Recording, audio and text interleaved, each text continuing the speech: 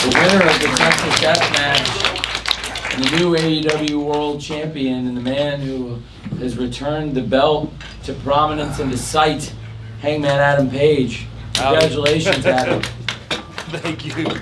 Are you okay? No. Why would I be okay after that? Boy. Let me fix this right. Congrats, Hangman. Thank you. Oh yeah, I'm feeling like shit. Yeah, you did it. Thank you. You did it, man.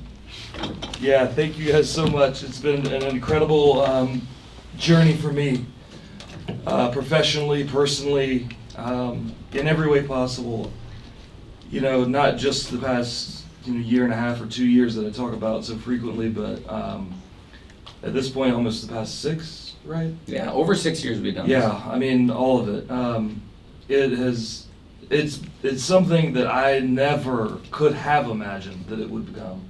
And I'm so proud of that. I'm so proud of it. Congratulations.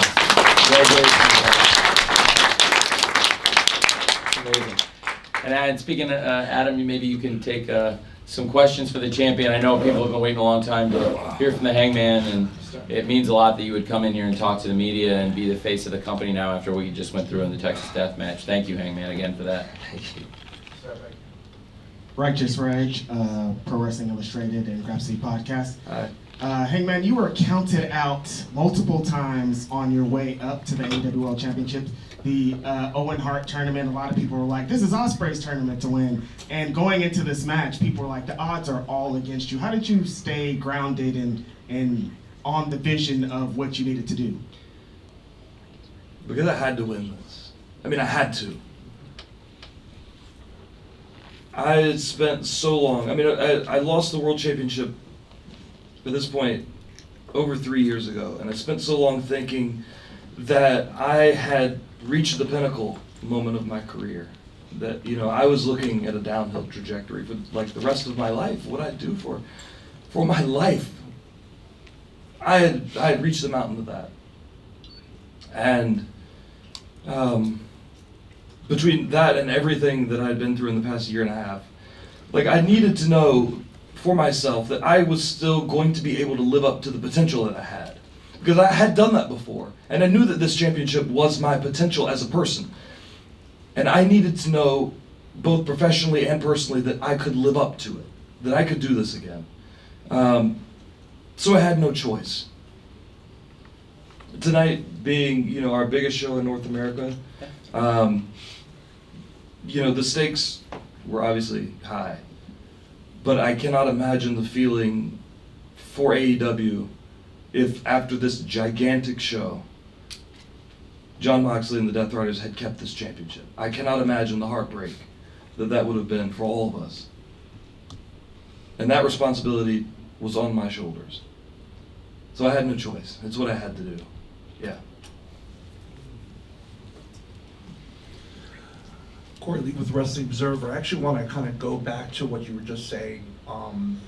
When you lost the title at Double or Nothing, you said obviously right now that you felt like you were on a downward trajectory in regards to your career.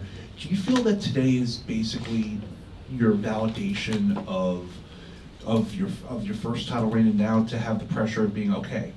Not only okay, I won the title, took me a couple of years to get it back. I'm the guy now. How, you know, can you kind of put into your own words how you feel about that, and how basically this vindication of your first reign now obviously is the AEW World Champion? Yeah, I mean, holding it for the first time, you know, when I won the World Championship for the first time, my goal for so long, since the beginning of AEW, was to win the World Championship. And I did it. And then there's a morning after. And this is not something that I really thought about a lot in the first few years of AEW, you know, because my goal was to win it. And this time I kind of understand what it means to win and to hold and to carry this. And I know what tomorrow morning is like. I know what, you know, Monday morning will be like. I know what Wednesday will be like. I've been there, I've done it. I have expectations of how this will be. I have expectations of myself to live up to the responsibility that this is. I am proud of this. I'm very proud of this. This having been locked up for so long, I'm proud of this company and everything that all of us, collectively have been able to do. And I'm glad that, the first thing that I saw from this company is now back in the view of the entire world. Yeah, hopefully that answers your question. Yeah. Raj Prashad with Yahoo Sports. Hi. We spoke a few weeks ago. We did, yeah. Yeah, I remember. Redemption, the journey you've been through. To have that moment with Swerve tonight, and that to be right before you win the title again, how meaningful was that to you, and how do you reflect on that?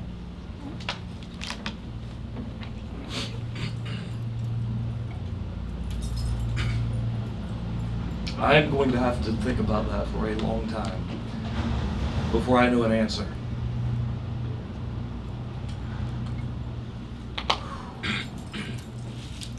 He ruined my life for so long.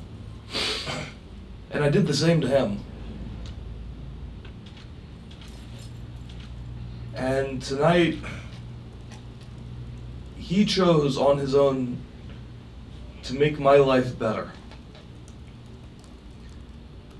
And I don't know if that is, I don't know if that's for me. I don't know if it's for this company, or I don't know if that's for himself. And I might never really figure that out.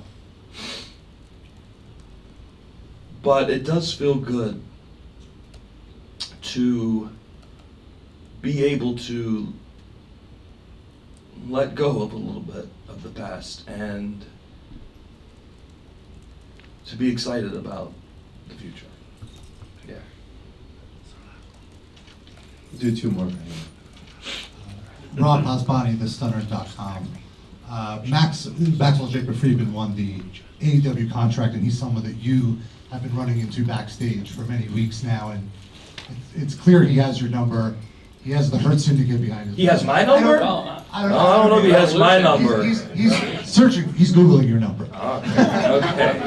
Okay. But how are you, I know you just got out of this crazy match, you probably have a lot of glass in your back, but are you ready for Max and the Hurt Syndicate to come for you?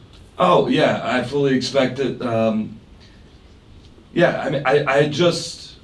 just beat John Moxley and the Death Riders and the Elite. I'm not terribly afraid of MJF and the Hurt Syndicate.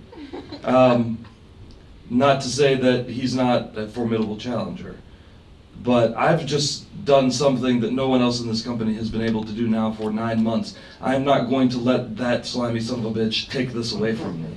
There's nothing that he or they could do to take this away from me, no. Okay, last one for Hangman. Hi, Hangman. Haley. Hi, we did an interview the other day, right? Yeah, with Rice. Yeah, I remember. Okay. Hi. Thanks for that. My question is actually about Texas death matches because you're, I believe, 5-1 with your record now. Yeah. And I was wondering, when you're getting in the headspace for these matches, what is the process for you to kind of dig deep inside?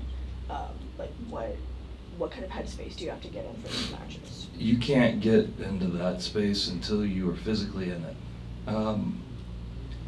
I probably have slept a combined 8 hours in the past 3 or 4 nights, and I've been in space all day. I haven't been able to think at all. People are talking to me, and I can't make words come out right. I've been an absolute disaster. I'm surprised I did the meet and greet yesterday. I'm surprised that went well. I've made the right words come out somehow. I've been an absolute mess this weekend. I've cried so much this weekend. I don't care. I'm proud of that. I've cried so much this weekend. I've had.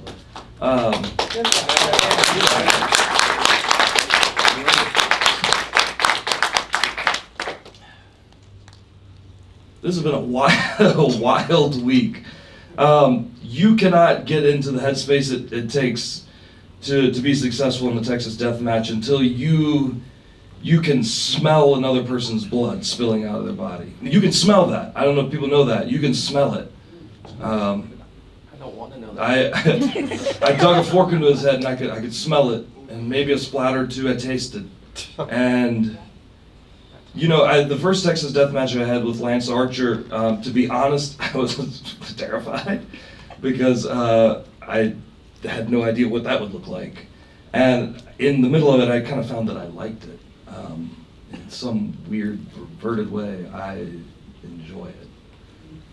It's a high, it's a thrill, it's something I probably shouldn't be allowed to do.